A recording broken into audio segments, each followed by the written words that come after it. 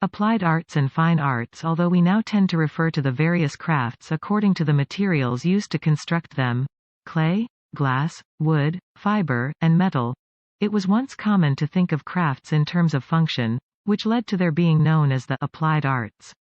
Approaching crafts from the point of view of function, we can divide them into simple categories: containers, shelters, and supports.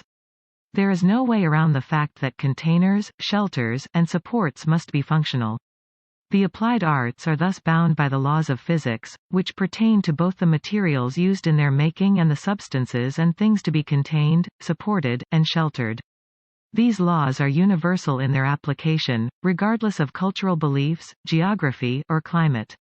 If a pot has no bottom or has large openings in its sides, it could hardly be considered a container in any traditional sense. Since the laws of physics, not some arbitrary decision, have determined the general form of applied art objects, they follow basic patterns, so much so that functional forms can vary only within certain limits. Buildings without roofs, for example, are unusual because they depart from the norm. However, not all functional objects are exactly alike. That is why we recognize a Shang Dynasty vase as being different from an Inca vase. What varies is not the basic form but the incidental details that do not obstruct the object's primary function. Sensitivity to physical laws is thus an important consideration for the maker of applied art objects.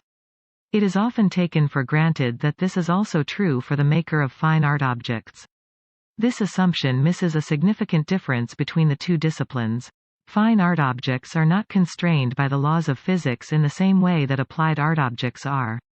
Because their primary purpose is not functional, they are only limited in terms of the materials used to make them. Sculptures must, for example, be stable, which requires an understanding of the properties of mass, weight distribution, and stress. Paintings must have rigid stretchers so that the canvas will be taut, and the paint must not deteriorate, crack, or discolor. These are problems that must be overcome by the artist because they tend to intrude upon his or her conception of the work. For example, in the early Italian Renaissance, bronze statues of horses with a raised foreleg usually had a cannonball under that hoof. This was done because the cannonball was needed to support the weight of the leg. In other words, the demands of the laws of physics, not the sculpture's aesthetic intentions, placed the ball there. That this device was a necessary structural compromise is clear from the fact that the cannonball quickly disappeared when sculptors learned how to strengthen the internal structure of a statue with iron braces, iron being much stronger than bronze.